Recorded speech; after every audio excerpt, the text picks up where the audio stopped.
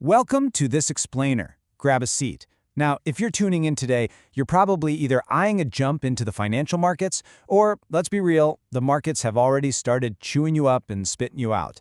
Today, I'm stepping in as your mentor. We're going to look way past the charts, past all those fancy indicators, and dive straight into the unvarnished truth about the psychological wilderness of trading. Think of this as your mind's ultimate survival guide. So, let's start right here. Why do highly successful people, we're talking doctors, engineers, brilliant CEOs, consistently fail at trading? It's kind of fascinating, right? You naturally assume that having high intelligence, a top-tier education, or a track record of crushing it in business would translate directly to the trading floor. But wow, the reality is a brutal wake-up call for a lot of rookies. We see blown accounts and shattered egos all the time. And the core paradox of this entire profession really comes down to this quote: unlimited possibilities coupled with unlimited freedom present unique psychological challenges. Look, we all assume freedom is just purely a good thing, but out there in the markets, that ultimate freedom is literally the exact thing that destroys people who just aren't mentally equipped to handle it. Okay, let's dive into part one, the ultimate freedom trap. We really need to unpack why we're all so magnetically drawn to the markets in the first place, and why that exact attraction sets a massive hidden trap. If you ask any rookie why they trade, they'll usually tell you it's for the money, right? Or maybe the action, the adrenaline rush, or just the chance to be a hero.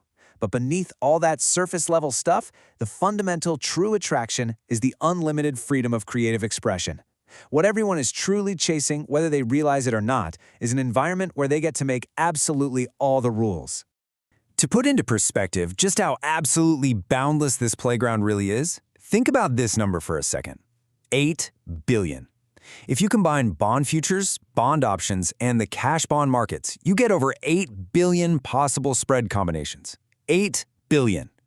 Add in your own timing, constantly shifting market conditions, and the choices are virtually infinite. There are literally zero restrictions telling you what you can or cannot do. So, let's move right along to section 2, the baggage we bring. This is where the real danger starts creeping in. You see, absolutely no one comes into the market as a blank slate. Every single trader unknowingly drags this heavy, invisible mountain of psychological baggage from their childhood right up to the trading screen. Consider the stark contrast of how we grew up. From the very moment we're born, we're dropped into a social environment completely defined by rigid rules, restrictions, and boundaries that were set in stone way before we even got here. Society keeps us safe by putting limits on how we express ourselves. But the trading environment? It is the exact opposite. It's unrestricted, completely chaotic, and it absolutely demands that you make your own rules. And this massive clash creates what our source calls a mental vacuum. Spinoza, the philosopher, noted centuries ago that nature abhors a vacuum. Well, when an inner, natural impulse, think of like a toddler's pure, innocent curiosity to go grab a fragile vase, is denied expression by the outside world yelling no, it creates this huge emotional imbalance. Boom, a painful void is suddenly carved right into our mental framework. Now, I want you to multiply that single no over the first 18 years of your life. That's roughly 6,570 days. How many times did you hear, no, you can't do that, or you have to do it this way, or you have no choice? Even just hearing that a few times a day adds up to thousands and thousands of denied impulses by the time you're an adult. Basically, we unknowingly build up this massive, dangerous psychological backlog of resentment. So the absolutely crucial question here is what happens to all that unfulfilled energy? Well, nature's built-in biological mechanism for reconciling these denied impulses is simply to cry. But let's face it, society trains us out of crying pretty quickly, doesn't it? So this unreconciled emotional energy doesn't just poof and vanish. It accumulates, it stews, and eventually it mutates into compulsive behaviors and addictions later in life. We compulsively seek out whatever we feel we were deprived of, and wouldn't you know it, the market is the absolute perfect enabler. Which brings us right to part 3, a boundaryless environment.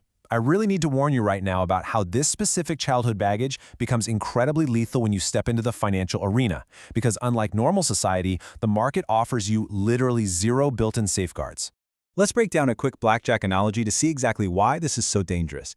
In a casino, the rules force you to define your risk up front, before a single card is dealt. There's a rigid start, a middle, and a highly formal end to every single hand. You are forced to be an active loser. But trading? Oh man, trading happily lets you risk everything you own without a second thought. There is no forced risk definition, prices are in constant motion, and there is absolutely no formal ending to a trade until you finally decide to pull the plug. This total lack of structure creates a genuinely terrifying reality on the trading floor: the passive loser. In trading, the market is not going to politely tap you on the shoulder and take you out of a bad trade. Once you're sitting in a losing position, you don't even have to make another decision to keep losing. You can lose everything you own and then some, just by sitting there staring blankly at the screen and doing absolutely nothing. The market is always moving, and if you let it, it will take the whole shebang. Moving into Section 4, the 3 trading traps. When you mix this limitless, unstructured market freedom with that deep-seated emotional baggage we just covered, you are setting the stage for disaster. Let's look at the roadmap of your internal enemies. If you're going to survive out here as a pro, you need to recognize and dismantle 3 hidden mental traps: the unwillingness to create rules, the failure to take responsibility, and an addiction to random rewards. Let's see exactly how these try to sabotage you. Trap number 1 is that stubborn unwillingness to create rules. Remember that massive backlog of denied childhood impulses we talked about? Well, when we finally discover the market, this magical place offering complete, unrestricted freedom, we naturally and very intensely resist imposing any strict boundaries on ourselves.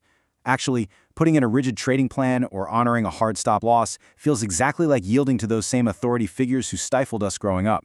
We finally found our utopia, and our minds will subtly but fiercely fight any attempt to build walls inside it. Then there's trap number 2, the failure to take responsibility.